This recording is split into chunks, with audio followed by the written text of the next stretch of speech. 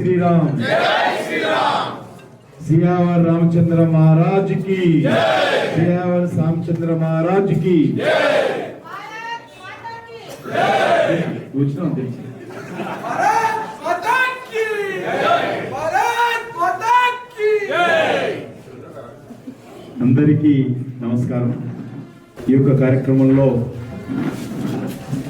వచ్చినటువంటి స్థానిక పెద్దలు శ్రీనివాస్ రెడ్డి గారు,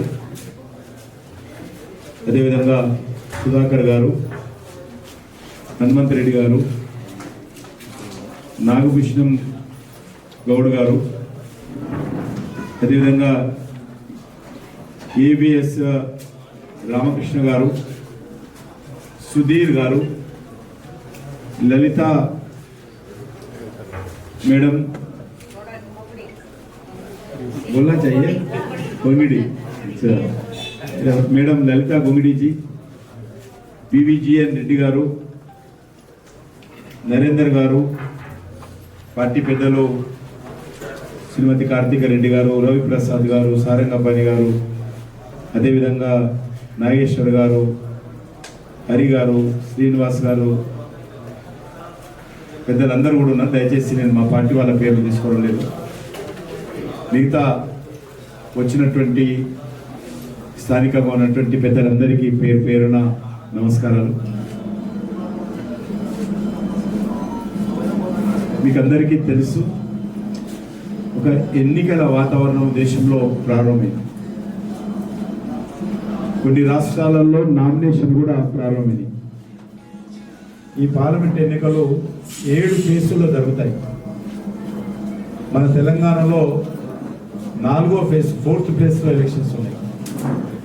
అంటే మే 13న ఇక్కడ ఎన్నికలు ఉంటాయి। మే 13 ఈ ఎన్నికల్లో అందరూ కూడా మీ ఓటు హక్కు వినియోగించుకోవాలి। ఎవరికేస్తారని సెకండ్ ఫ్యాక్టర్, కానీ పోలింగ్ బూత్కి వచ్చి ఆ రోజు ఉదయమే మీ యొక్క ఓటు హక్కు వినియోగించుకోవాలి। मतदान अंटाరు, पहली मतदान बाद में जलपान। जलपान అంటే టిఫిన్, ముందు ఓటు వేసినాక తర్వాత టిఫిన్ చేయాలి। ఆ రకంగా అన్ని రకాలుగా అది లాభం జరుగుతుంది। ఎందుకంటే మన ఓట్లు అనేటువంటి ముందు పడాలి అందరికంటే। 2 లాభాలు ఉంటాయి, మన ఓట్లు పోలైతే మిగతా ఓట్ల గురించి మనం ఆలోచన చేయొచ్చు। రెండోది ఎండ కాకముందే ఓటేయచ్చు। కాబట్టి దయచేసి అందరూ కూడా మరి ఉదయం లేవగానే ఓటు హక్కు వినియోగించుకొని మిగతా కార్యక్రమాలు చేయాలి। చాలామంది దురదృష్టం ఏంటంటే హైదరాబాద్ నగరంలో 100 మంది ఉంటే 40 మంది కూడా పోలింగ్ బూత్కి వస్తారు। మరి రోడ్డు బాగలేదు, నీళ్లు రావడం లేదు, డ్రైనేజ్ ఓవర్ఫ్లో అవుతుంది, కరెంటు కట్ అవుతుంది అని విమర్శిస్తారు। విమర్శించేటువంటి ఎంత హక్కు ఉందో మీకు, ఓటు వేయాల్సినటువంటి బాధ్యత కూడా మనకు అంతే ఉంది। మనమందరం కూడా మన ఓటు హక్కు వినియోగించుకోవాలి। 5 ఏళ్ళకు ఒకసారి పార్లమెంట్ ఎన్నికలు జరుగుతాయి। ఈ పార్లమెంట్ ఎన్నికల్లో మనం ఓటింగ్కి పోము, ఇది ఏమాత్రం మంచిది కాదు। కాబట్టి అందరూ ఓటు హక్కు వేయాలి। రెండో విషయం, ఓటు హక్కు వెళ్ళినప్పుడు అందరూ కూడా మీరు మీ కుటుంబ సభ్యులు ఇద్దరిలో ఆలోచించారు, చర్చించండి।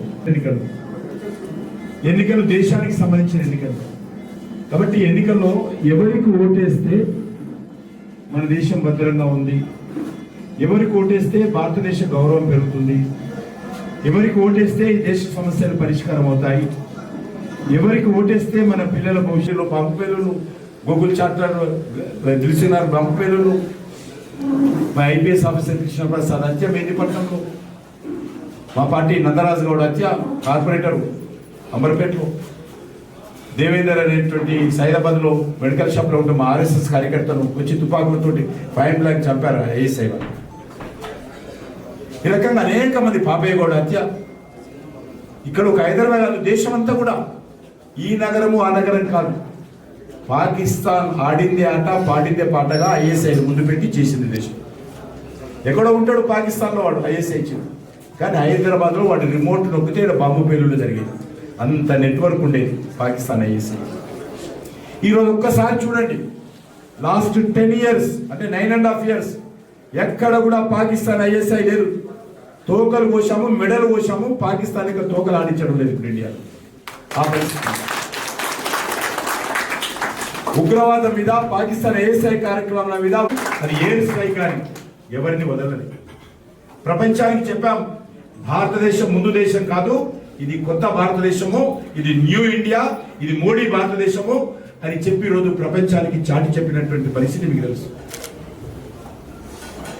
ఉక్రెయిన్ రష్యా యుద్ధం జరిగితే ఉక్రెయిన్లో ఇరుక్కున్నటువంటి 25,000 మంది విద్యార్థులను రష్యాతో మాట్లాడి, పాకిస్తాన్తో మాట్లాడి యుద్ధం ఆపి అక్కడ నుంచి 25,000 మందిని తెచ్చినటువంటి ఘనత నరేంద్ర మోడీ గారు. ప్రపంచంలో ఎక్కడ కూడా జరగలేకపోయిన సంఘటన. యుద్ధాన్ని ఆపి మూడో దేశము వాళ్ళ దేశ పౌరులను తీసుకెళ్లినటువంటి సంఘటన ప్రపంచంలో ఎప్పుడు కూడా జరగలేదు. బట్ నరేంద్ర మోడీ గారి కారణంగా జరిగింది, మనం చూసాం. యుద్ధాన్ని 2 దేశాలు ఆపి మన దేశంలో బయటికి తీసుకొచ్చాం. అటువంటి సమర్థవంత నాయకత్వం ఈరోజు దేశానికి ఇచ్చాం భారతీయ జనతా పార్టీ. ఆర్టికల్ 370 అంతకుముందు ఏముంది? పోలీసుల మీద రానుకొట్టుడు, హ్యాండ్ గ్రెనేడ్స్ పేల్చుడు, బాంబ్ బ్లాస్టింగ్ చేయడము, AK-47, ఏ జంగల్ రాజు ఉండేది.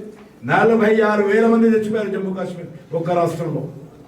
ఉగ్రవాదం కారణంగా, పాకిస్తాన్ కారణంగా 45,000 మంది సైనికులు కానీ సివిలియన్స్ కానీ చనిపోయారు కాంగ్రెస్ హయాంలో. ఈ యొక్క భారతదేశాన్ని డిస్టర్బ్ చేయాలి, ఆర్థికంగా దెబ్బతీయాలి, మత కళాలు పెంచాలి, ఈ యొక్క దేశాన్ని దెబ్బతీయాలని పాకిస్తాన్ ప్రయత్నం చేసింది. ఈరోజు పాకిస్తాన్ పరిస్థితి ఏంది? మన సంగతి తర్వాత, మా సంగతి మేము చూసుకుంటాం. తినడానికి తిండి లేదు ఈరోజు పాకిస్తాన్లో. రొట్టె ముక్క కోసం కొట్టుకొచ్చేస్తున్నారు పాకిస్తాన్లో. చైనా మన మీద కోపంతో, చైనా ఒక్కటే సహకారం అందిస్తుంది. అమెరికా, జర్మన్, జపాన్ అంతా కూడా అంతకుముందు సహకారం అందించేవాళ్ళు. మోడీ గారు వచ్చిన తర్వాత అదంతా పర్సువేట్ చేసి, మీరు వాళ్ళకి డబ్బులు ఇస్తున్నారు, మీరు వాళ్ళకి ఆయుధాలు ఇస్తున్నారు, వాడేమో నా దగ్గర వచ్చి ఉగ్రవాదాన్ని పెంచుతున్నాడు, నా జమ్మూ కాశ్మీర్ ఇబ్బంది పెడుతున్నాడు అని చెప్పి ఒప్పించి సాక్ష్యాలతో సహా అలా ముందు పెట్టి ఈరోజు పాకిస్తాన్ ఏకాకి చేసిన కారణంగా ఈరోజు ఏ దేశం కూడా పాకిస్తాన్ సహాయం అందించడం లేదు. ఇటీవల మీరు చూశారో, ఒక్కొక్క ఉగ్రవాది పాకిస్తాన్లో ఉన్నటువంటి వాడు ఎవడు చంపుతుండో తెలియదు, ఒకడోడు చచ్చిపోతున్నాడు. మీరు చూశారో లేదో టీవీలలో.